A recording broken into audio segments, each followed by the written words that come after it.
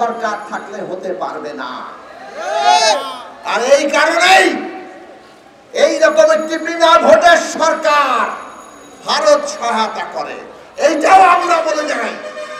এইটাও ওবায়দুল কাদের সাহেব আওয়ামী লীগের সাধারণ সম্পাদক পরিষ্কার করে প্রতিদিন পারলে আমাদেরকে স্মরণ করিয়ে দেন। ভারত পাশে ছিল বলেই এই নির্বাচন তারা করতে পেরেছেন। কোন নির্বাচন? কোন নির্বাচন? আমি আর ডামিং নির্বাচন।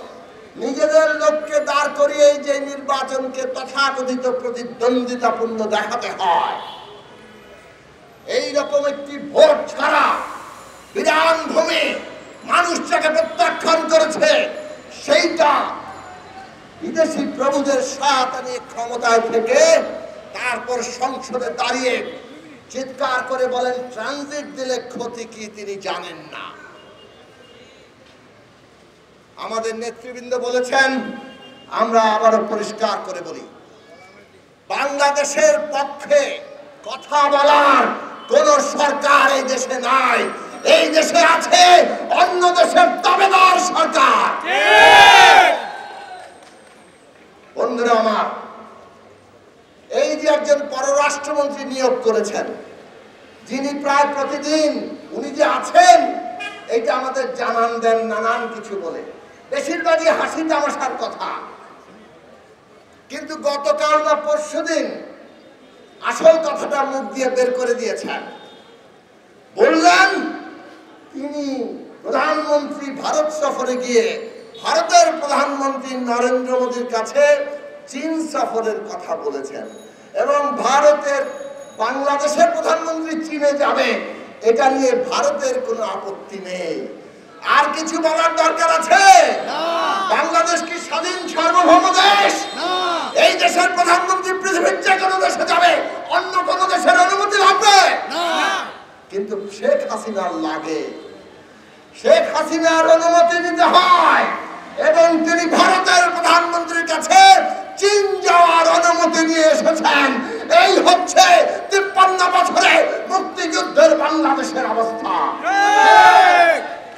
এই জন্য আমরা বলি, একটা দেশে যদি ভোট না থাকে, নির্বাচন না থাকে, সেই দেশের গণতান্ত্রিক রাজনৈতিক ব্যবস্থা যদি জনগণকে ঐক্যবদ্ধ রাখতে না পারে, তাহলে সেই দেশের সার্বভৌমত্ব থাকে না।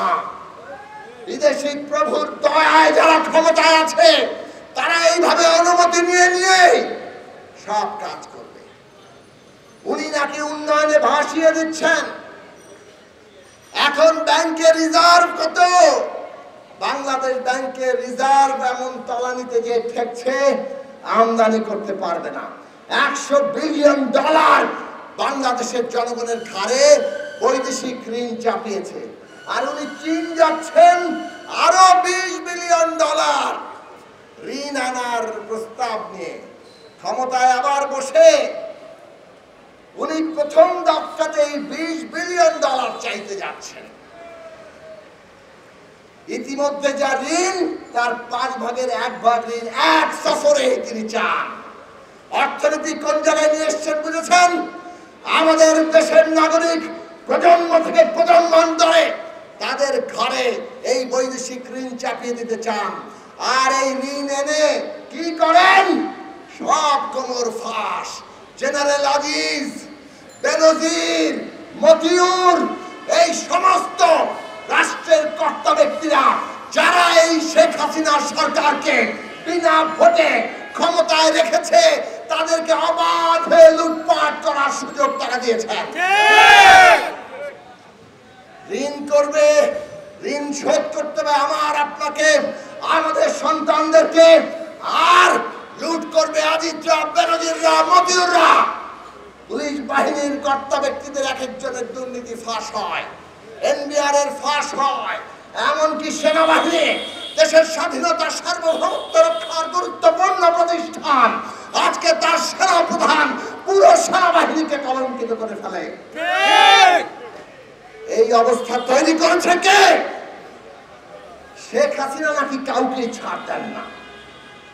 18 সালের পরে এই জেনারেল আজিজ বলেছিল এইরকম নির্বাচনে গরিব মেহনতি মানুষ আজকে চাল ডাল আলু তেল লবণ আর সিন্ডিকেট আলারা সব আপনার আমার পকেট থেকে শুষে নিচ্ছে। সরকার এক মরণ খেলায় নেমেছে। ক্ষমতায় থাকার জন্য মানুষকে তারা যেকোনো ভাবে বলি দিবে, হত্যা করবে, গুম করবে, দেশ ধ্বংস করবে, ক্ষমতা তারা ছাড়বে না। ওই যে ছাত্ররা আজকে নেমেছে কোটা সংস্কারের জন্য আন্দোলন করেছিল 18 সালে, প্রধানমন্ত্রী কোটা বাতিল করেছিলেন। আবার এখন কোটার পরিপত্র, ওই বাতিলের পরিপত্র বাতিল করে দিয়ে কোটা ব্যবস্থা বহাল করছেন। আন্দোলন করছে আবার শিক্ষার্থীরা। ওবায়দুল কাদের সাহেব নেমে পড়েছেন, আওয়ামী লীগের লোকেরা নেমে পড়েছে ছাত্রদের আন্দোলনকে বিভ্রান্ত করার জন্য, মানুষকে বিভ্রান্ত করার জন্য। তারা বলছে এর মধ্যে নাকি বিরোধী দল ঢুকে গেছে। আরে শিক্ষকদের আন্দোলন এমন ভাবে শিক্ষকদের পে স্কেল আর পেনশন স্কিম তৈরি করছে, ওই সরকারি কর্মকর্তার আমলারা বসে যে স্বায়ত্তশাসিত প্রতিষ্ঠানের এরা আর পেনশন পাবে না, ওনারা নিজেরা টাকা জমা দিয়ে কিছু পেনশন পাইতে পারে। এই সব আন্দোলনের উপরে নাকি বিরোধী দল ভর করেছে। পেনশন স্কিম আমরা বাতিল করেছিলাম, কোটা ব্যবস্থায় যে আবার বহাল করলেন আমরা করেছি, আপনারা করেছেন। তার বিরুদ্ধে আন্দোলন হয়েছে, আন্দোলন ফুসে উঠছে বলে এখন আবার ছাত্রলীগের গুন্ডা বাহিনী, হেলমেট বাহিনী হলে হলে পাহারাদারা বসিয়েছে এবং আন্দোলনটাকে দমন পীড়ন করে ধ্বংস করতে চাইছে। আমরা পরিষ্কার করে বলি, সমস্ত আন্দোলন আমাদের। এই ছাত্রদের আন্দোলনে বিরোধী দল কোনো ষড়যন্ত্র করছে না। আমরা পরিষ্কার করে ছাত্রদের আন্দোলনকে সমর্থন জানাই, শিক্ষকদের আন্দোলনকে সমর্থন জানাই এবং এই ছাত্র আমাদের, শ্রমিক আমাদের, শিক্ষক আমাদের, এই দেশের কৃষক আমাদের, সমস্ত জনগণ আমাদের। তাদের প্রতিটি আন্দোলনে আমরা আছি এবং সেই সব আন্দোলন এক সূত্রে গঠিত হয়ে আপনার মস্তক, আপনার গদি, তার তত্ত্বের তাউস আমরা গলায় গামছা বেঁধে আপনাদেরকে নামিয়ে দেব। সেই দিন আসছে। নতুন করে আন্দোলনের প্রস্তুতি নিন।